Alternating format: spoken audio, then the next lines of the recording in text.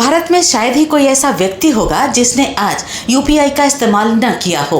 चाय वाले से लेकर मॉल तक, रिक्शा वाले से लेकर एयरलाइन टिकट तक, हर जगह सिर्फ एक आवाज़ सुनाई देती है, क्यूआर स्कैन करो।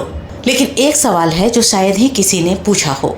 जब आप 10 रुपए की चाय खरीदते हैं और दुकानदार को पूरे 10 रुपए मिल जाते हैं तो पैसा कमाता कौन है? फोन पे, गूगल पे या पेटीएम, बैंक या फिर सरकार? क्योंकि दुनिया में कोई भी सिस्टम मुफ्त नहीं मिलता। तो फिर भारत का सबसे बड़ा पेमेंट नेटवर्क कैसे चल रहा है? और अगर यूपीआई फ्री है तो इस पर हर साल खर्च होने वाले हजारों करोड़ रुपए कौन भर रहा है? आज हम भारत के सबसे बड़े फाइनेंशियल रहस्य की परतें खोलेंगे। भारत का सबसे सफल टेक प्रोडक्ट 2016 में यूपीआई लॉन्च हुआ। शुरुआत बेहद छोटी थी, लेकिन आज तस्वीर पूरी तरह बदल चुकी है। FY 25-26 में यूपीआई ने 24,000 करोड़ से अधिक ट्रांजैक्शन प्रोसेस किए और भारत के डिजिटल पेमेंट वॉल्यूम का लगभग 85% हिस्सा अपने नाम कर लिया। 2025 में यूपीआई पर करीब 228 अरब ट्रांजैक्शन हुए, जिसकी कुल वैल्यू लगभग 300 लाख करोड़ रही। दूसरे शब्दों में यूपीआई अब सिर्फ एक पेमेंट सिस्टम नहीं है, यह भारत की आर्थिक नसों में दौड़ने वाला डिजिटल खून बन चुका है। लेकिन यहीं से कहानी दिलचस्प होती है। दुनिया का सबसे अजीब बिजनेस मॉडल। जब आप क्रेडिट कार्ड से भुगतान करते हैं तो दुकानदार को MDR यानी मर्चेंट डिस्काउंट रेट देना पड़ता है। यही फीस वीज़ा, मास्टरकार्ड, बैंक और पेमेंट कंपनियों की कमाई होती है। लेकिन यूपीआई में अधिकांश ट्रांजैक्शन पर MDR 0 है, यानी कि 0। मतलब दुकानदार से भी पैसा नहीं लिया जा रहा, ग्राहक से भी नहीं। तो फिर पूरा सिस्टम कैसे चल रहा है? यहीं से असली रहस्य शुरू होता है।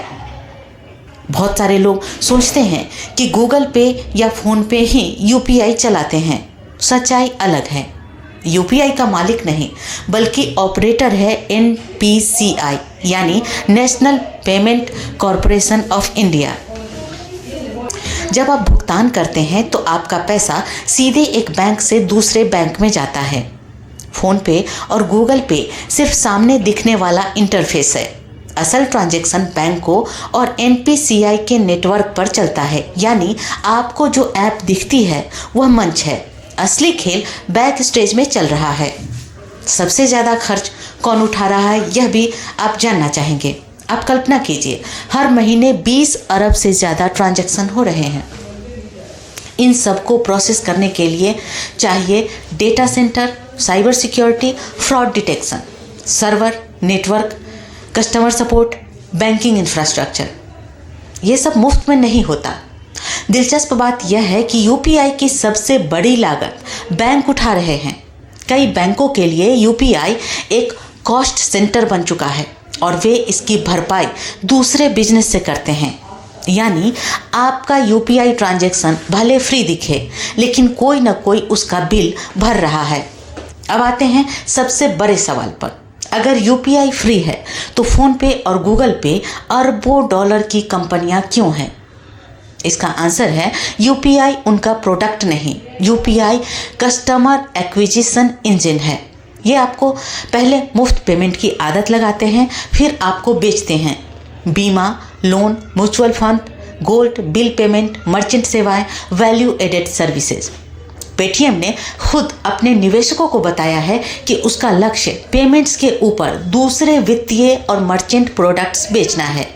यानी यूपीआई चारा है, असल कमाई दूसरी जगह है।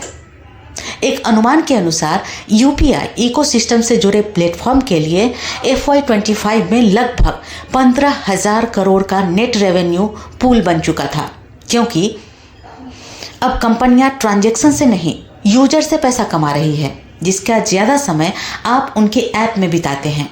जितना ज़्यादा समय आप उनके ऐप में बिताएंगे, उतनी ज़्यादा कमाई की संभावना बढ़ती है। यही कारण है कि यूपीआई युद्ध असल में पेमेंट युद्ध नहीं, डेटा और डिस्ट्रीब्यूशन का युद्ध है। अब एक ऐसा सवाल जो अगले 5 साल में सब बदल सकता है। क्या यूपीआई हमेशा फ्री रहेगा? कुछ बैंक पहले ही पेमेंट एग्रीगेटर्स पर यूपीआई प्रोसेसिंग चार्ज लगाने लगे हैं और इंडस्ट्री में इस बात पर चर्चा बढ़ रही है कि भविष्य में किसी न किसी रूप में मोनेटाइजेशन बढ़ सकता है, क्योंकि जैसे जैसे नेटवर्क बड़ा होगा लागत भी बढ़ेगी और निवेशक हमेशा एक सवाल पूछते हैं, रेवेन्यू कहाँ है? असली भविष्य यूपीआई नहीं, यूपीआई के ऊपर बनेगा। अधिकांश लोग समझते हैं कि यूपीआई कहानी का अंत है। असलियत में यूपीआई सिर्फ शुरुआत है। UPI autopay, credit on UPI, UPI lite, AI powered payments, recurring subscriptions, machine to machine payments, ये सभी नए राजस्व मॉडल बन रहे हैं। कल्पना कीजिए, भविष्य में आपका एआई एजेंट खुद आपके लिए टिकट खरीदेगा, बिजली का बिल भरेगा, सब्सक्रिप्शन मैनेज करेगा और भुगतान मैनेज करेगा। भारत में इसके शुरुआती प्रयोग हो चुके हैं। तो आखिर यूपीआई में पैसा कौन कमा रहा है? उत्तर है सभी और कोई भी नहीं।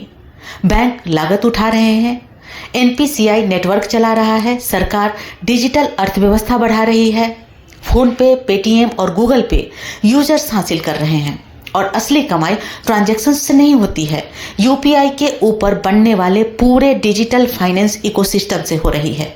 याद रखिए, यूपीआई मुफ्त नहीं है, बस उसका बिल किसी और तरीके से चुकाया जा रहा है और शायद यही भारत के सबसे सफल बिजनेस मॉडल की सबसे बड़ी चाल है।